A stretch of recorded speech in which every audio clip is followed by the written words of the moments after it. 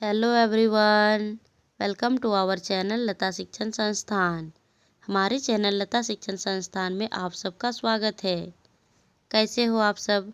I hope आप सब अच्छे होंगे और मैं भी अच्छी हूँ। आज मैं लेकर आई हूँ आप सबके लिए स्पेशल क्लास झारखंड जीके का टॉपिक वाइज क्लास, जिसमें आपका है आज क्लास नंबर 3।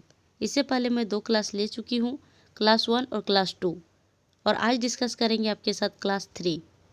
क्लास 1 और 2 में है आपका झारखंड का हिस्ट्री से रिलेटेड, और क्लास 3 भी जो है वो हिस्ट्री से ही रिलेटेड है। तो अगर आप क्लास 1 और 2 नहीं देखे हैं तो ज़रूर से देखें। आपको डिस्क्रिप्शन में उसका लिंक मिल जाएगी, उसके लिए अलग से आपको प्लेलिस्ट मिल जाएगी, वहाँ से भी आप डायरेक्टली जाकर देख सकते हैं। तो यह है हिस्ट्री से रिलेटेड।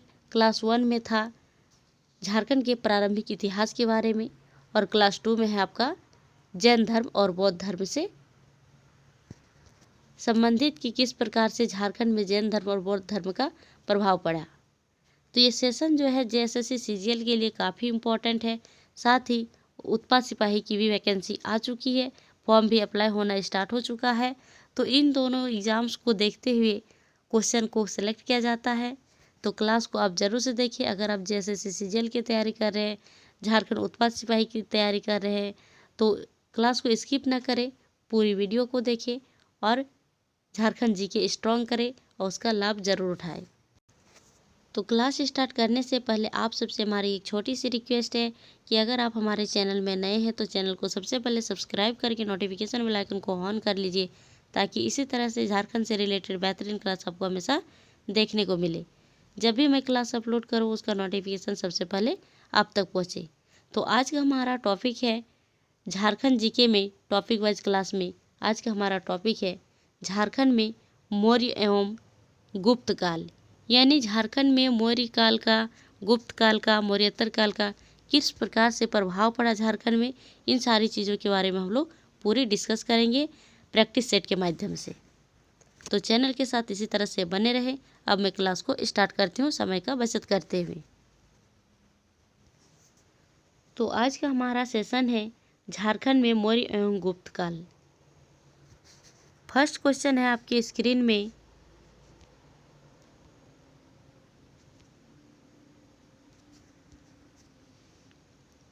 हर्यक वंश का कौन सा शासक झारखंड के क्षेत्रों में बौद्ध धर्म का प्रचार करना चाहता था।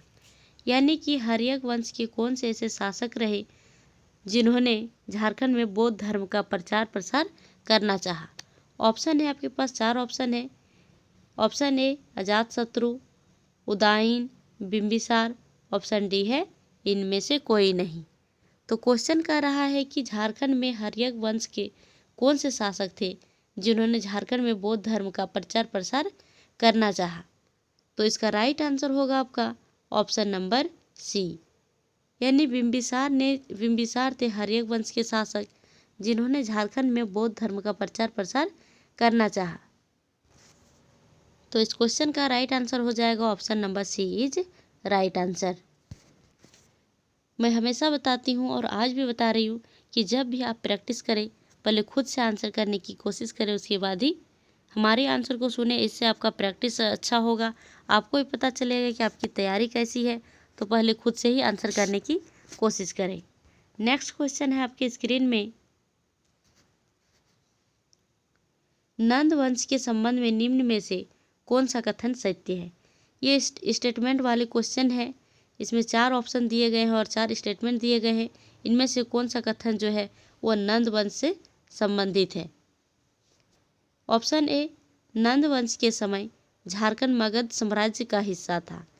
क्या नंद वंश के समय झारखंड मगध साम्राज्य का हिस्सा था। ऑप्शन बी है, नंद वंश की सेना में झारखंड से हाथी की आपूर्ति की जाती थी।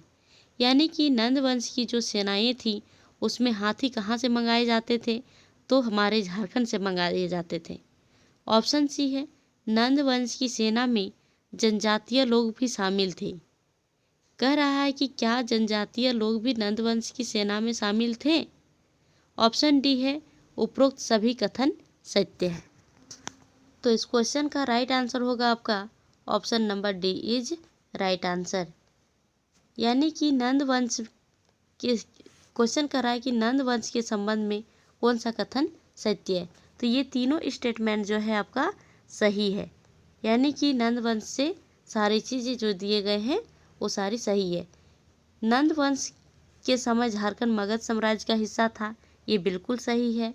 नंद वंश की सेना में झारखंड से हाथी की आपूर्ति की जाती थी, यानी कि नंद वंश की सेनाओं के लिए झारखंड से हाथी मंगाए जाते थे। और ऑप्शन सी है स्टेटमेंट 3 जो है, नंद वंश की सेना में जनजातीय लोग भी शामिल थे। तो इस क्वेश्चन का राइट आंसर होगा आपका option number D is right answer. Next question है,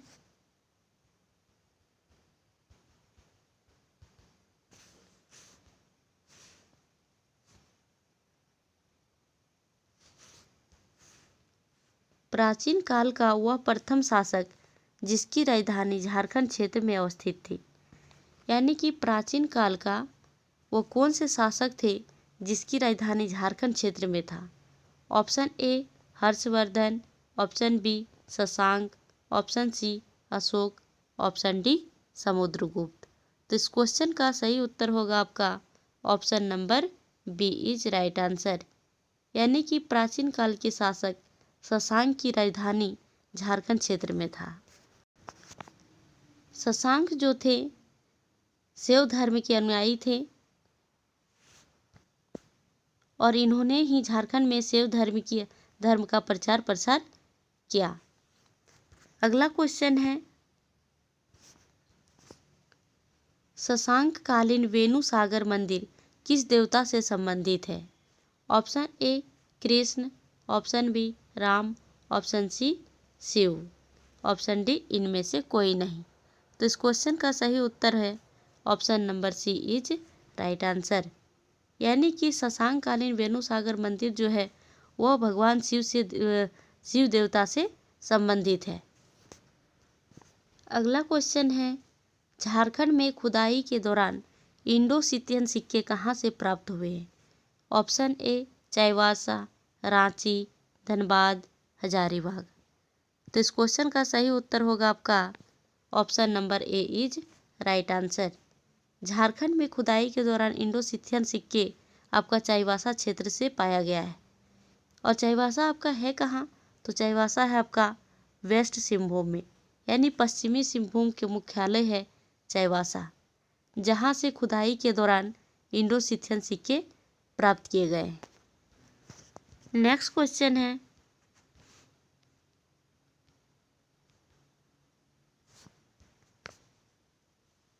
कौटिल्य ने अपने ग्रंथ अर्थशास्त्र में कुकुड़ देश में किस प्रकार की शासन प्रणाली होने की बात कही है।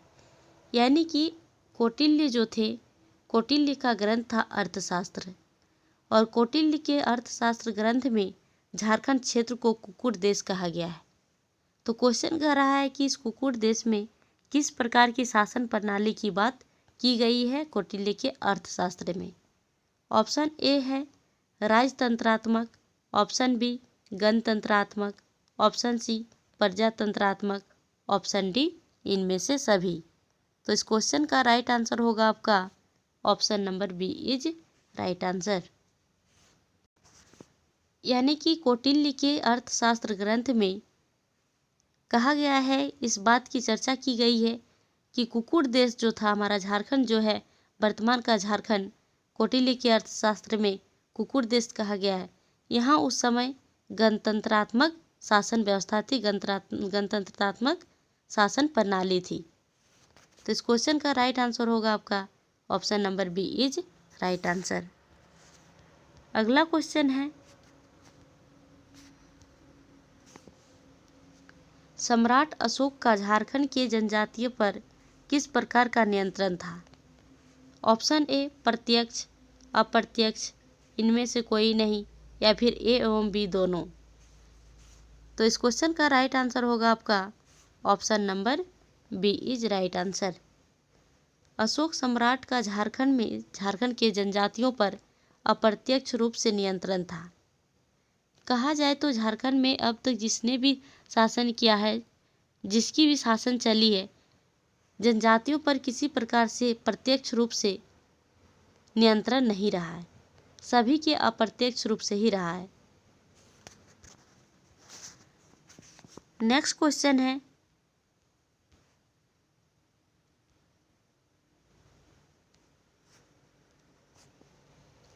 अशोक के किस शिलालेख में ऐसा कहा गया है कि उन्हें मेरे धर्म का आचरण करना चाहिए ताकि वे लोक तथा परलोक को प्राप्त कर सके? ऑप्शन है शिलालेख 13, शिलालेख 2, शिलालेख 1, शिलालेख 5। तो इस क्वेश्चन का राइट आंसर होगा आपका option number B is right answer. Ashok के शिलालेख दूसरे शिलालेख में कहा गया है कि उन्हें मेरे धर्म का आचरण करना चाहिए ताकि वे लोक तथा परलोक को प्राप्त कर सके। तो इस क्वेश्चन का राइट आंसर होगा आपका option number B is right answer. Next question है, अशोक के किस शिलालेख में अशोक के समीपवर्ती राज्यों की सूची मिली है जिसमें एक आठवीं प्रदेश था, उसमें झारखंड भी शामिल था? यानी कि अशोक के कौन से शिलालेख में अशोक के समीपवर्ती राज्य की सूची मिली है जिसमें 8वां प्रदेश था और उसमें झारखंड भी, उस 8वें प्रदेश में झारखंड भी शामिल था? ऑप्शन ए शिलालेख 2, ऑप्शन बी शिलालेख 5, ऑप्शन सी शिलालेख 13, ऑप्शन डी इनमें से कोई नहीं। तो इस क्वेश्चन का राइट आंसर होगा आपका option number C is right answer.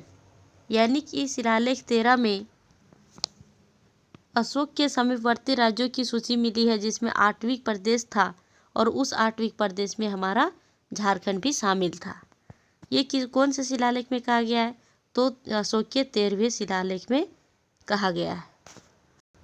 अगला क्वेश्चन है आपके स्क्रीन में, समुद्रगुप्त के प्रयाग प्रशस्ति में छोटा नागपुर को किस नाम से जाना जाता था?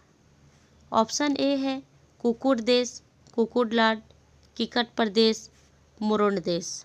तो इस क्वेश्चन का राइट आंसर होगा आपका option number D is right answer. यानी कि समुद्रगुप्त के प्रयाग प्रशस्ति में छोटा नागपुर को मुरुंड देश कहा गया है। अगला क्वेश्चन है और ये आज का लास्ट क्वेश्चन है इस सेशन का,